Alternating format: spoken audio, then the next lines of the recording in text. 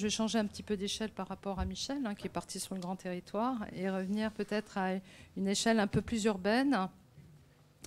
Mais néanmoins, on parlera bien sûr de territoire, parce que quelles que soient les échelles, que ce soit d'un tout petit aménagement ou d'un grand aménagement, la question du territoire se pose. Les paysagistes, c'est celui qui fait des jardins tout au début. Il se trouve que maintenant, les paysagistes travaillent de plus en plus sur des projets importants d'espaces publics dans ville, qui font même des projets urbains comme...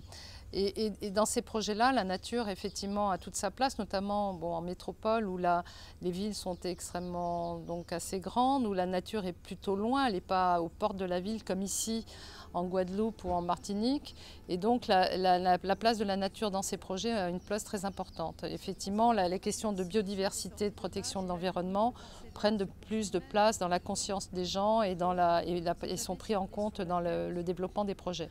Donc le parc Saint-Pierre est au cœur de différents quartiers, au bord du centre-ville, au pied de la cathédrale, à côté d'un quartier, traditionnel moyenâgeux, des faubourgs, le site des ortillonnages. Donc il est au centre même de différentes entités paysagères et urbaines.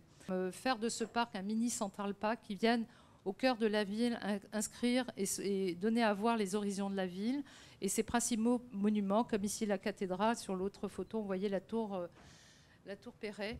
Là, en fait, un paysage où on rencontre cette dimension de l'eau, la dimension de cette eau très lente, très sinueuse, qu'on va diffuser, qui va se répartir tout à l'intérieur du parc et répartir les différents espaces du parc entre eux et connecter, fédérer ces différents espaces. Des promenades urbaines qui traversent ces 20 hectares de terrain, qui à la fois ménagent la rencontre de la ville et de cette nature aquatique.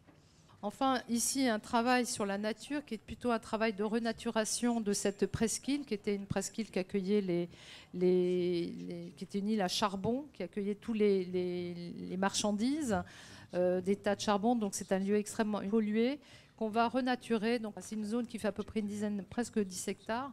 Donc confinement de la pollution par création d'une butte paysagère. Aujourd'hui, voilà le terrain, voilà ce qu'on souhaite en faire plus tard pour redonner justement ce bord de Seine aux Rouennais, de retrouver la forme du méandre et des îles à l'intérieur du méandre et d'en faire un espace ouvert et public avec des techniques de forestation qui, à terme, au bout de 10 ans, apportant de petites brindilles, donneront ce type de paysage.